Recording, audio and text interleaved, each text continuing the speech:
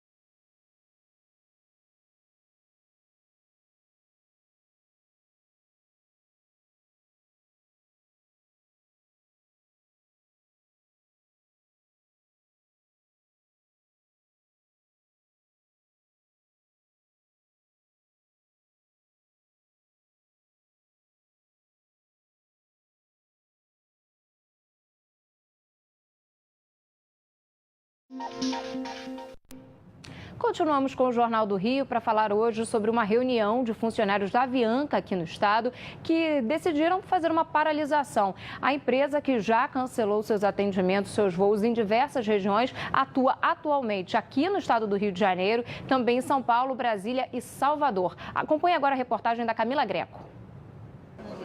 Esta mulher perdeu a filha há 2 anos justamente no Dia das Mães. Decidiu que não passaria mais a data aqui no Rio. Ia viajar, mas o programa deu errado. É frustrante, a gente se organiza, a gente compra lá, faz o nosso planejamento dentro do nosso orçamento. Eu tentei até verificar outras companhias, mas para comprar em cima da hora, os valores são muito altos, a gente não teve como fazer. Então a opção foi mesmo não viajar. A empresa está em recuperação judicial desde dezembro do ano passado e com o leilão dos ativos suspenso. Até quinta-feira, em todo o país, 600 voos foram cancelados. Hoje pela manhã, funcionários se reuniram para decidir se entrariam em greve. Após a reunião, os funcionários decidiram cruzar os braços até que os salários sejam pagos. Hoje, a empresa está operando apenas nas cidades do Rio, São Paulo, Brasília e Salvador. Este casal iria para Recife dia 18 de junho. O voo foi cancelado porque não há mais operação Rio-Pernambuco. As saídas são só de São Paulo. A companhia aérea disse que tem entrado em contato com os passageiros afetados para oferecer reembolso ou opções de reacomodação. Mas no caso do casal, a solução encontrada pela empresa gerou um novo problema. Eles me deram 2 passagens, uma para o dia 19 para eu ir para São Paulo e uma do dia 18 que eu tenho que estar em São Paulo para ir para o Recife. Quer dizer, eu teria que fazer uma de volta para o futuro, né? Só entrando numa máquina do tempo. Uma máquina do tempo para poder pegar. Não tem como sair do Rio dia 19 e pegar o voo dia 18. Passageiros sofrendo, funcionários também sofrendo. Alguns conversaram com a Camila Greco, dizendo que essa matemática não está fechando, que foram anos de dedicação à empresa e que agora não há um reconhecimento e nem qualquer planejamento para o futuro, que eles agora não conseguem o mínimo. A gente tem um desabafo de uma dessas funcionárias. Acompanhe. Anos que eu vendo assim sendo jogado fora, né? Toda a nossa dedicação, a empresa sempre foi padrão, pedia padrão a gente e nós fomos padrão o tempo todo, cumprimos com o nosso dever com a empresa, entendeu? De seguir à risca tudo que a empresa passava para nós e hoje a empresa encontra nessa situação.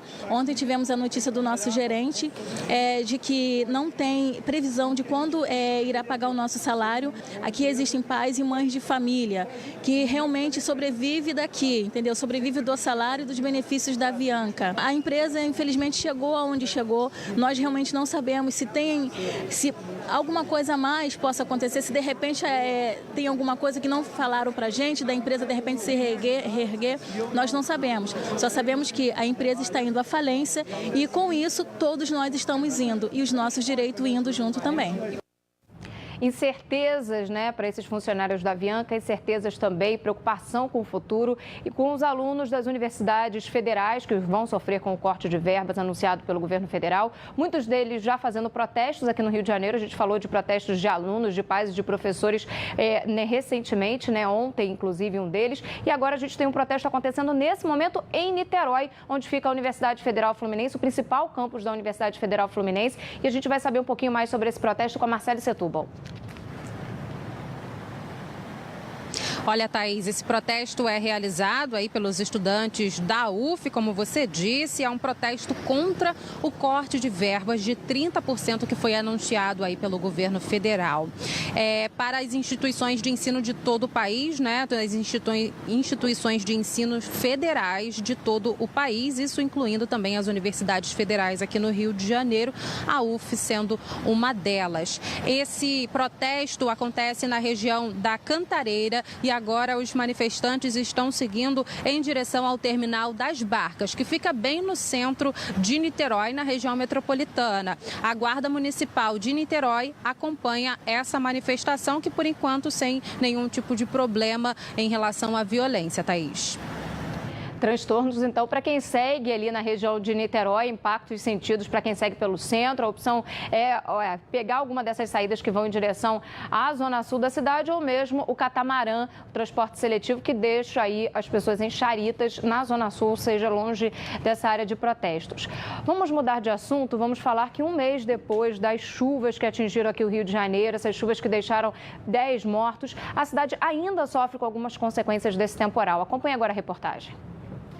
O tamanho da cratera no meio da rua Comendador Martinelli, no Grajaú, zona norte do Rio, assusta. A cada dia, ela cede mais um pouco e já está quase tomando toda a rua. O segurança da rua tapou uma parte da cratera com terra e restos de paralelepípedos. Mas à medida em que os carros vão passando por aqui, o buraco vai afundando.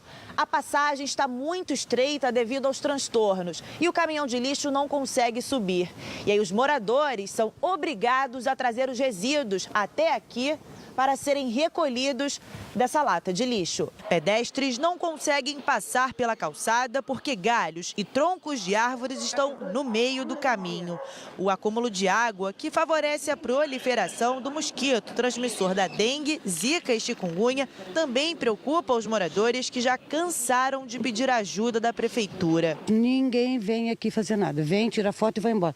Está em andamento. Você liga, está em andamento. Na Zona Sul, a situação também é complicada. Na rua Maria Eugênia, no Maitá, o asfalto cedeu e a rua de paralelepípedos também está afundando. Júlio, que mora no Horto, quase perdeu a casa. O rio que passa atrás do imóvel transbordou e a água chegou à altura da janela. Por conta própria, Júlio está construindo um muro para proteger a casa. O poder público ainda não se fez presente aqui. A gente está refazendo a nossa parte das casas, refazendo o muro. Isso nunca tinha acontecido, esse volume de água. A SEDAI diz que não tem previsão, porque precisa de verba, são 600 metros de obra, parece que são 600 quilômetros.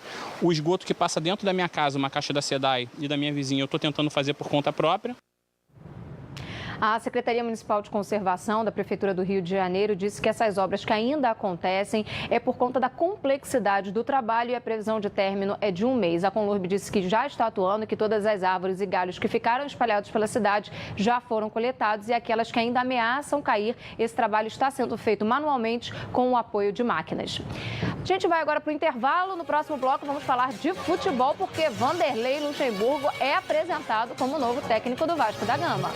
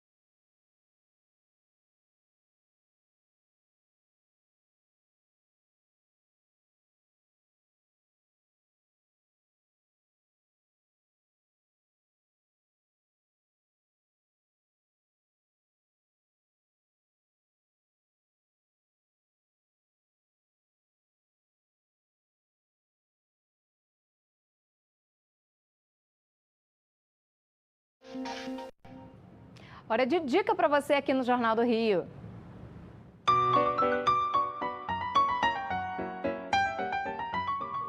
E se você gosta de suspense e de terror, a dica de hoje é para você. É o filme Cemitério Maldito. Olá, amigo cinéfilo, tudo bem?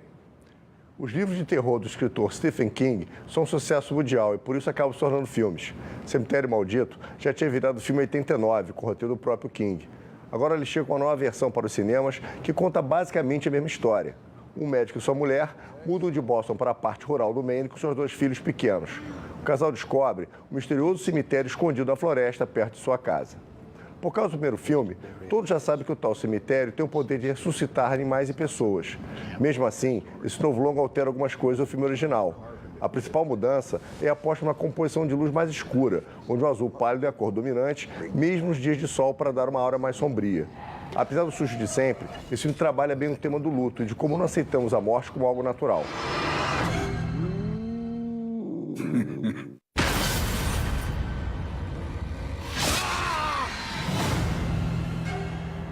E lembrando, cinema você viste dentro do cinema.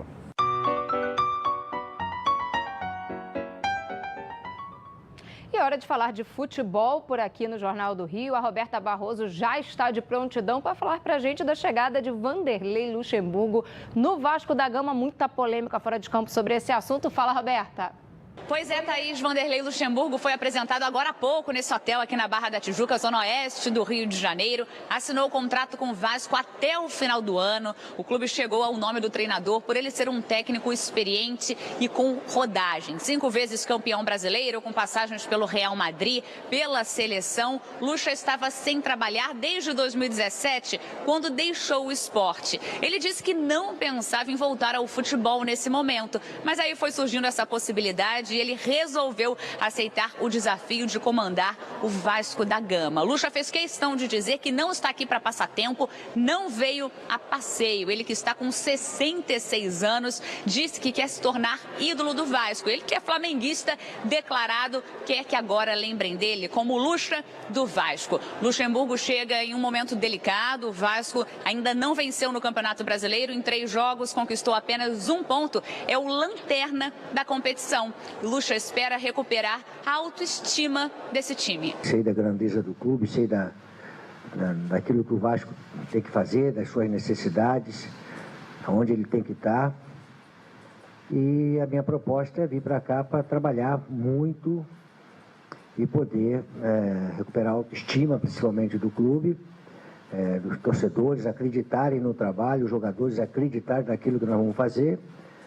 E, com certeza, como eu sempre sou bastante positivo, trabalho que vai dar certo, eu não tenho dúvida nenhuma. Com compromissos marcados, Luxa assume o time a partir de segunda-feira, depois do jogo do Vasco contra o Santos, pela 4ª rodada do Campeonato Brasileiro. Roberta Barroso, para o Jornal do Rio. Valeu, Roberta. E o Luxemburgo tem aí a faca e o queijo na mão, a chance de garantir aí o apoio da torcida vascaína, mudando esse ritmo do Vasco, que já estava aí lento, o Vasco que teve uma entrada nesse Campeonato Brasileiro difícil, vamos ver se isso muda. E ele que já não estava numa ótima fase, tem a chance também de se redimir. Hoje tem Carioca em campo, dia D para o Flamengo na Libertadores. O rubro-negro enfrenta o Peñarol às 9h30 da noite, fora de casa, lá no Uruguai. E precisa vencer ou empatar para garantir uma vaga nas oitavas de final. Se perder para os uruguaios, o Flamengo será eliminado da competição. Vamos mudar de assunto, falar de coisa séria. Vamos continuar falando do Flamengo, né? Porque agora há pouco saiu o laudo em relação ao incêndio no Ninho do Urubu. Quem tem informações para a gente atualizadas é o repórter Fernando Davi. Conta para a gente, Fernando. Pois é, Thaís, esse laudo, né, do Instituto de Criminalística Carlos Éboli, ele tem 33 páginas, ele é um dos principais elementos aí desse inquérito que apura as causas do incêndio. Os peritos visitaram o CT do Flamengo horas depois do incêndio, voltaram também em outras ocasiões para fazer análises complementares e concluíram que o fogo teve início, Thaís, no ar-condicionado do quarto de número 6, né? Quarto a gente fala assim, mas na realidade era uma das instalações que ficavam dentro de um dos containers, né? E aí o fogo, Thaís, se propagou porque as chapas metálicas, né, que compunham as paredes dos contêineres, elas eram preenchidas com uma espuma de poliuretano, que é um material altamente inflamável. Os peritos também concluíram que durante o incêndio, as placas metálicas continuavam energizadas, o que indica que não havia um sistema que desarmasse a rede elétrica. Bem, mais de 50 pessoas já foram ouvidas pela Polícia Civil nessa investigação e a informação que a gente tem, Thaís, é que o inquérito já está na sua fase de conclusão. É possível aí que nos próximos dias a gente tenha novidades sobre essa investigação, Thaís. Valeu, Fernando. Obrigada. E o inquérito que aguardava justamente a liberação desse laudo para seguir adiante e aí ser levado à justiça. Vamos mudar de assunto, vamos falar ainda dos impactos da chuva aqui no Rio de Janeiro. Falamos agora há pouco de algumas regiões da cidade que foram muito afetadas e um espaço bem particular da cidade foi afetado por essa chuva. O Museu do Pontal, que fica no Recreio dos Bandeirantes, na Zona Oeste, precisou inclusive ser fechado por conta dos reflexos do temporal. Acompanhe a reportagem. Desenhos de areia, esculturas de barro, de madeira. Objetos que para muita gente são apenas peças de artesanato, aqui são reconhecidos como obras de arte. Há 40 anos, o Museu Casa do Pontal promove a valorização da arte popular brasileira. Mas desde o temporal que arrasou o Rio de Janeiro há um mês, as portas estão fechadas. Quando Alzemir chegou, a água já estava entrando. Tiramos todas as obras, com muito sacrifício, mas tiramos. Deu tempo de salvar as peças, mas as vitrines não tiveram a mesma sorte. As marcas da água continuam nas paredes e nos móveis. Ela chegou a 60 centímetros e depois foi subindo, então vai comprometendo a estrutura dela como um todo. Por isso, muitas áreas da exposição estão assim. O museu procura valorizar não apenas o trabalho, mas também mostrar os artistas e contar suas histórias. Para consertar os estragos mais críticos e voltar com todas as obras para o lugar, o museu precisa de R$80 mil. Mas como não tem patrocínio, resolveu organizar uma vaquinha pela internet. A intenção é reabrir as portas daqui a 2 meses e meio. Em menos de 2 semanas, o museu já arrecadou 40% do valor pretendido. E nada melhor do que uma festa popular, como um arraial, para comemorar a reinauguração. Eu acho que um legal dessas campanhas de financiamento coletivo são as recompensas. E a recompensa que a gente pensou nesse caso foi fazer uma grande festa com aquelas pessoas que auxiliaram a abrir o museu através dessa vaquinha. Então, um grande arraial, vai ter quadrilha, vai ter maçã do amor, vai ter, enfim, pescaria, vai ter tudo que uma boa festa junina tem. E olha, se você quiser ajudar, a gente vai colocar aqui embaixo mais uma vez, benfeitoria.com/salve o Museu do Pontal. Você também pode contribuir a ajudar o museu a arrecadar essa verba restante para garantir a sua recuperação e aí sim que as portas sejam reabertas o quanto antes. Aí festejo é o que não vai faltar.